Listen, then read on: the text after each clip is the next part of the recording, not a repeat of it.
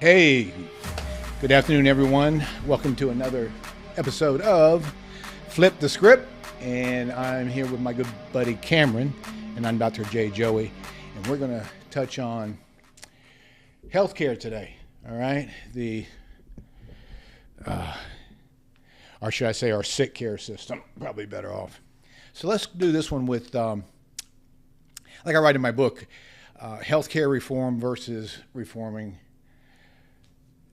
our health versus. So if you would you read that, what I wrote there on page 111 of my first book, Light Your Fire? Yeah. Healthcare reform versus health reform. Americans don't need healthcare reform. We need health reform. As I've said, Americans don't have a healthcare system. We have a sick care system.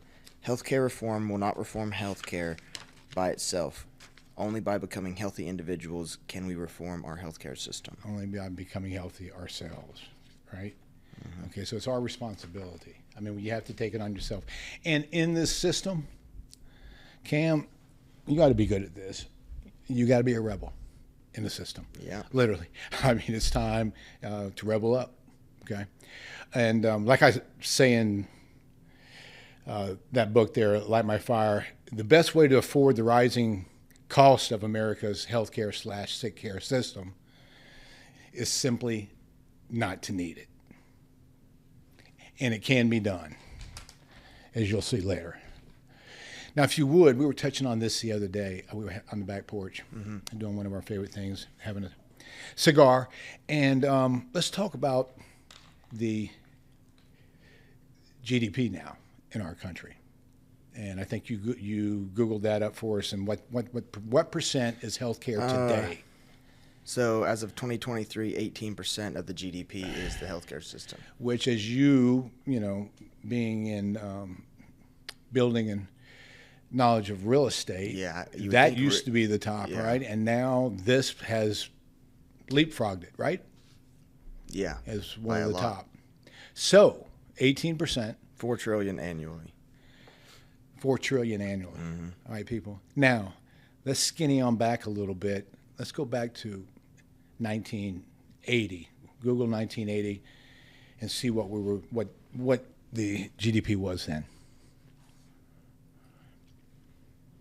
Okay, so in 1980 it was 8.8%. So it went from 8.8 to 18. 10% increase, right? In less than 50 years? What happened there? Now, coincidental, like I just say, and I keep going back to this 1985 era. That was when that first pyramid came out. And about the same time, we had the diabetes go through the roof, type 2 diabetes, the autonomic disorders up 200%, right? Mm-hmm. The so-called Syndrome X, or metabolic syndrome, all around this same time. And that's when the first pyramid came out, loaded with carbohydrates on the bottom, baby. Correlation? You bet, right?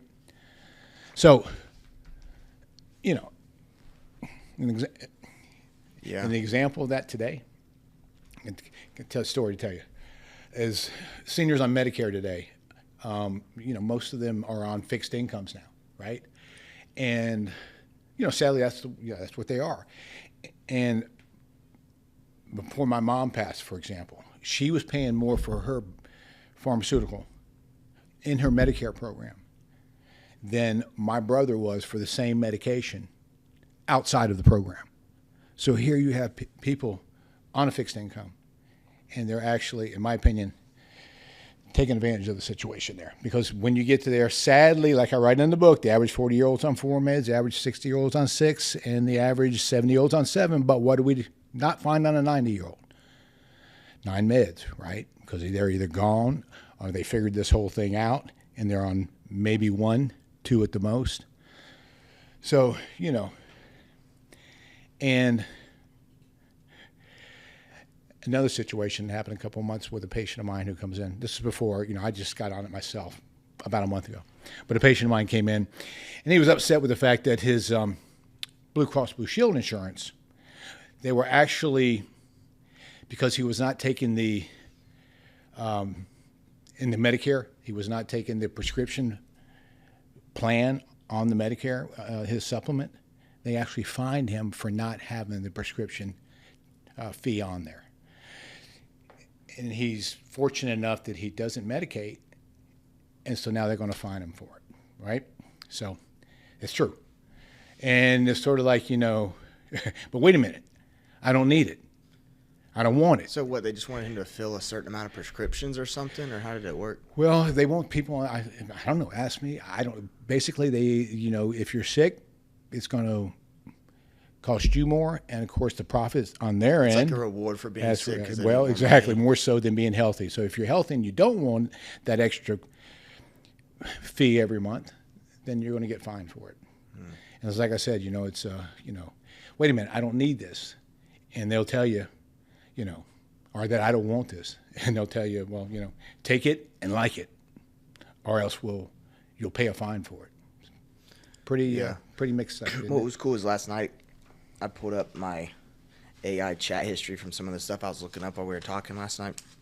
And in 2023, it says 56 of the Fortune 500 list is healthcare, pharmaceutical, insurance. Right. And, how many of them?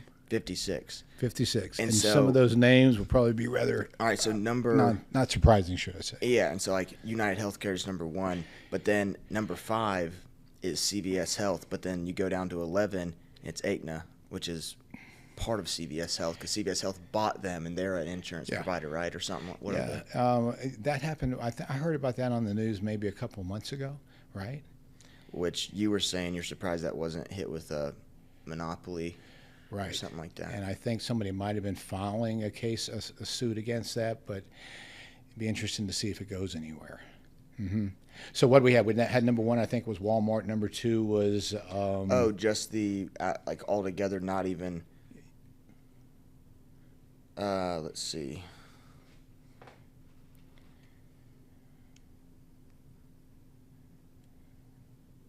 But anyway, I think I saw Walmart number 1, Amazon Walmart, number 2, Amazon, Exxon, Apple. CVS is 5. Some would say it's 4. Yeah, but United Healthcare. But then healthcare says 6. United was 4. So anywhere from 4 to 6, you have in the top 6 you have CVS and United. Yeah. So well, that doesn't make sense. I mean, it's when you look at the top GDP, there they are. You got 4 or 5 of them in the top 10 now. So that's where our money is going today. And trust me when I say our money, baby boomers. Wait till you hear what I'm getting ready to load on you here in just a second. But like I said before, when you're looking at the cost of it, and what it costs Medicare today, I'll say it again, say it again, say it again. The best way to afford it is just simply not need it. Now I'll give you an example of my own situation. 2 months ago. So when I was shopping around for which carrier I was going to use for my Medicare, I found a plan that my concern was, would it cover my testosterone for my testosterone restoration therapy, right? Mm-hmm. And which I've been using for about 20 years now. And so that was a key thing for me. Other than that, I'm not on any medication. So I found a plan that I was quoted a fee of a 10-week protocol for approximately $20. So I said, okay, that sounds great. Of what I found out there, I'll take it. So with that, of course, I had to go to my primary. I had to get a new primary. I had to go to primary. I had to get my blood work drawn and all that tested. And I come back actually with some stellar numbers, dude. Blood pressure 110 over 70, I think it was. But my glucose, and I'm talking about, and of course, I really wasn't concerned with it, so I wasn't fasting. And I had a non-fasting glucose 82, which is really, good. That's where I try my patients to keep their fasting glucose to, right? And my ALT, that liver enzyme we always talk about, was around the mid-20s. So they send it off to my Viva Healthcare to get the approval for the testosterone. Guess who got denied? Why? As my PCP put it, I was too healthy. Now, if I had a thyroid issue or hypogonadism or something like that, they might have written it for me. But one of the reasons why I am as healthy as I am is because I've been using the testosterone restoration now for 20 years, the anti-aging. And like I write in my book, that there's about 10 different drugs that they will put you on for low T. So again, pay-to-play healthcare system. I have a buddy. Another story about that. He was working as a real estate broker, and he was grinding and grinding. He finally had this one deal go through, and so he was like, "Heck yeah!" Finally got it, payday coming. And then they called him like 2 weeks later, and they were like, "Hey, do you just want us to take out the $5,000 for your insurance for the last 6 months out of your check?" For the last 6 months? Like yeah, they're going to him and charge his you wife. for it? Yeah, and he was like, he was just calling me, just pissed off. Yeah. I mean, How old is he? He's 2 years older than me. He's 27. 27. His and wife's he's got, 26. So basically, he's And it's about costing $1,000 a month. for him and his wife, yeah. And he was like, "That's insane." And I was like, "Yeah." He said, "Dude, he said, we've been married for 2.5 years. We haven't been to the doctor since we've been married because they're both just super right, healthy." She's the one I exactly. told you about that. She's super healthy, runs marathons. He's jacked out of his mind. Like, they're both really healthy. Like, she cooks everything organic from home. She eats like no gluten, no dairy. Like, she's super healthy. They're saying like That's healthy people without any children, right? He was mad. He was like, "It's all these fat people, and I'm having to pay for And them." you're having to pay for them, exactly, because they Dude. base that on the average age of the, and Yeah. a lot of the 20-year-olds now are obese, pal, already, Yeah. right? So it's same thing with in my profession. I've seen this over the years, especially when Obamacare came out, right? Where a lot of the people in my neighborhoods used to have the $200 deductible, and then they had to, then it was covered at 100%. Shortly after that, now, a lot of your families in this area that had expendable income, now if they had a family of 2 to 3 kids, they're paying in the neighborhood of $3,000, $4,000 and up for health care insurance under Obamacare. And that is, in some cases, higher than their mortgage, pal, right? And now we're also talking about not $200 deductibles anymore, but sometimes $2,000, $4,000 deductibles just to have that kind of, to lower that fee every month to about that of a mortgage. Mm-hmm. And think about it. A lot of these young kids come out trying to get their own insurance in their 20s and stuff. Absolutely, really just almost can't afford it, right? Yeah, unless you're not working, or you have a job that's,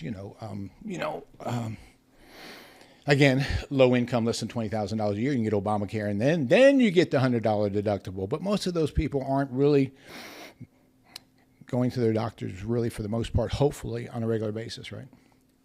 Which brings me up to this that I saw on television on one of those finance shows not too long ago. So I wrote this down. I thought this was wild, but check it out.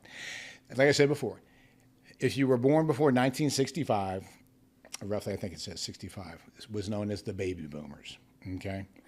So, which was the golden age of the 70s rock and roll. But anyway, that's for another day. Here's what it said.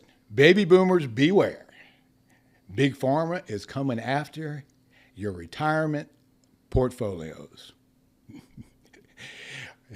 The healthcare sector, like we were just talking about, fastest growing financial market on Wall Street. So if you watch Wall Street, you'll see who's up there. We talked about earlier, United Healthcare. And let me give you a little skinny on United Healthcare. All right, people? It's number one corporate insurance, because what they're doing is they go to the corporations and they offer them this cheap plan. And of course, the corporation takes that plan, because I see this in my practice all the time. They take that affordable plan and offer it to their employees. Now their employees have to find a doctor who will take that insurance. And I promise you, there are very few, because they just don't pay. They will pay for a visit to see me, x-rays, a full exam, everything covered, $50, brother, take it or like it. Take it or leave it. Yep, that's it. Wow. Now you tell me who's going to work for that. Right. That's like what you're paying to your girls just to take the x-rays. You follow me? Mm-hmm. So, again, but Wall Street's jamming on it because they're selling it. But again, the employees have it, but they can't find anybody to take it. So really, in a sense, what good is it to anybody but corporate America, right? So, with that, this is what they mentioned. Expect to be over-examined now, over-tested, hospitalized at any chance they can, because that's where the money is, honey, right? All right. And over-medicated, of course.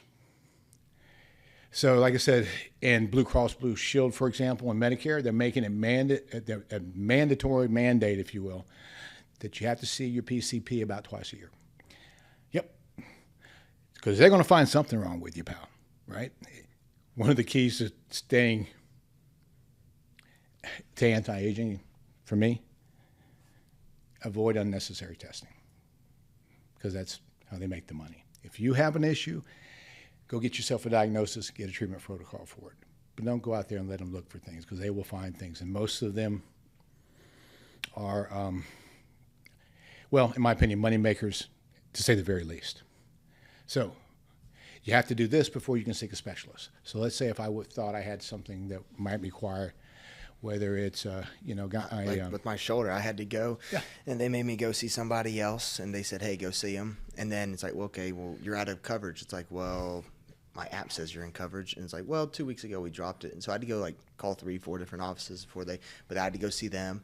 And then they had to do a second x-ray. Then I was like, well, I want to see this surgeon because I know it's better. Same thing. So now wait a minute, though. Wait a minute. Isn't the insurance company supposed to be trying to save money? So what's wrong with this picture? They don't. Yeah, I don't understand it. It's not really right when the CEO gets paid his bonus depending on how much they actually pay out every year. What's wrong with that picture, pal?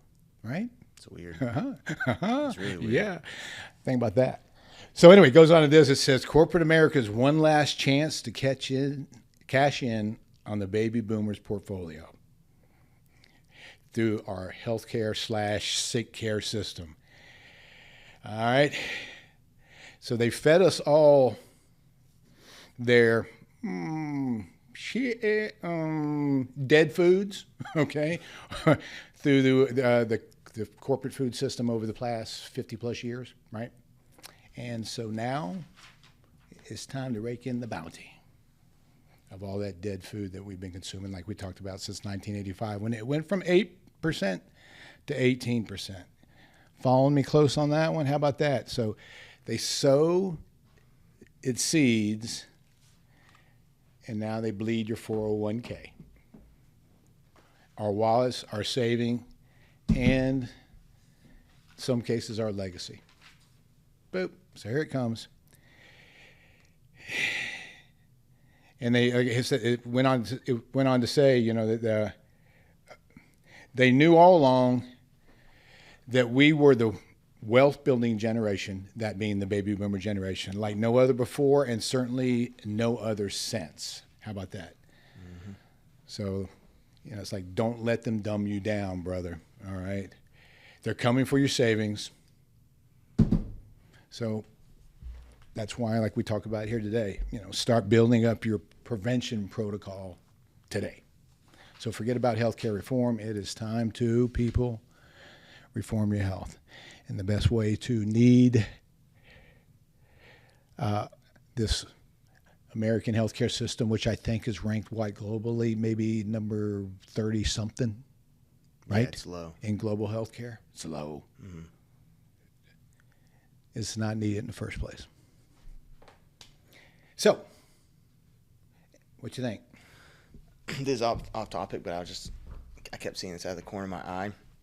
And just for the listeners, because I told you this, but Bill Gates is supposedly the largest farmland owner in the United States now, because he's wanting to do all the GMO fruits and vegetables. You know how they're saying they can add this coating on the apples and stuff that makes it last from it's already okay, right now we're at 6 weeks. Yeah. We can make it last 6 months. I've noticed that before. Yeah, it's like a plastic shot. It's almost like a piece of plastic fruit. Well, they say they can do it even better. And at one point, and there's videos of some people, I don't know if he's one of them or not, but they'll talk about well, at some point, we could start putting vaccines in our GMO'd into our fruit and stuff, and I'm just like, what are we? Well, let me give you a little ditty on. Let me give you a little ditty on that one too. Locally here, all right. One of my patients, her brother's farm down in South Alabama.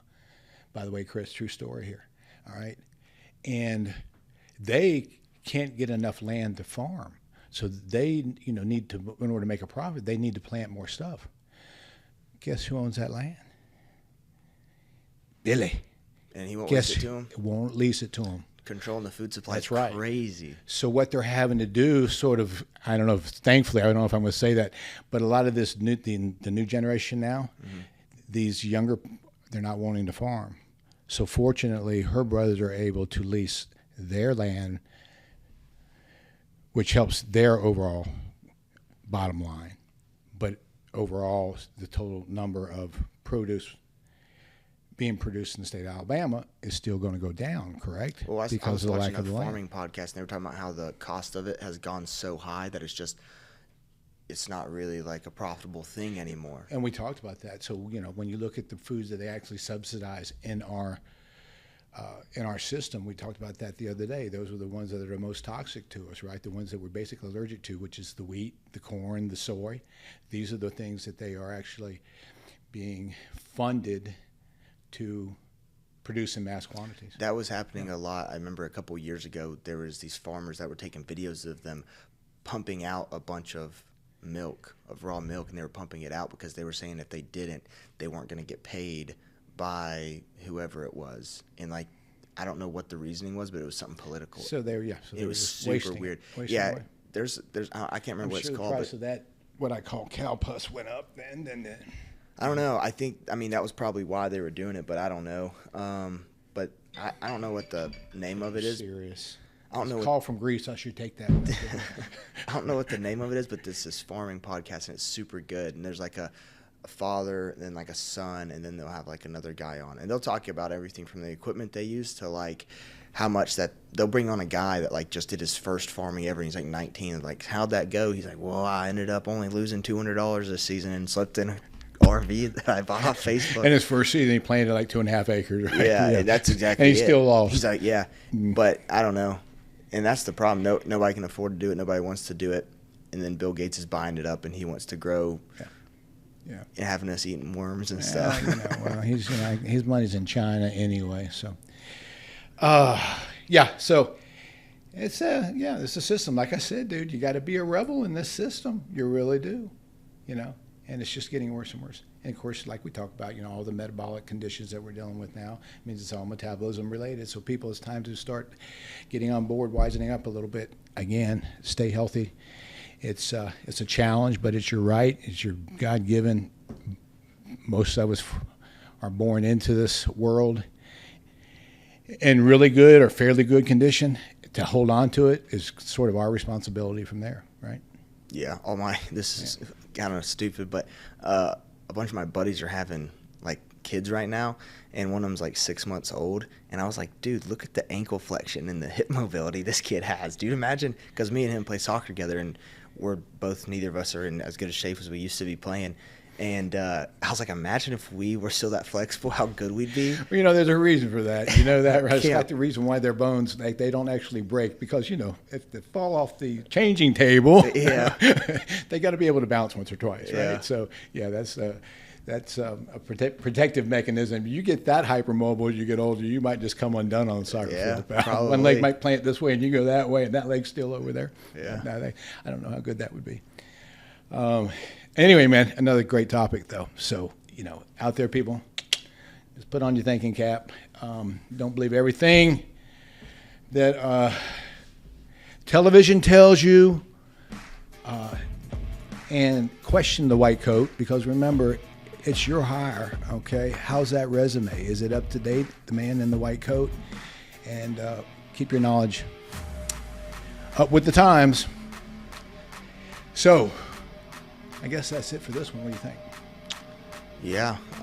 Okay. Well, don't forget, though, peeps. Thumbs up and do all that other stuff. Yeah, like, subscribe, know, send in questions, topics you might want us to do, all that good stuff. And Chris, remember, stay consciously aware of your awareness of consciousness. And have yourself a great day. So you're not missing one! Attaboy.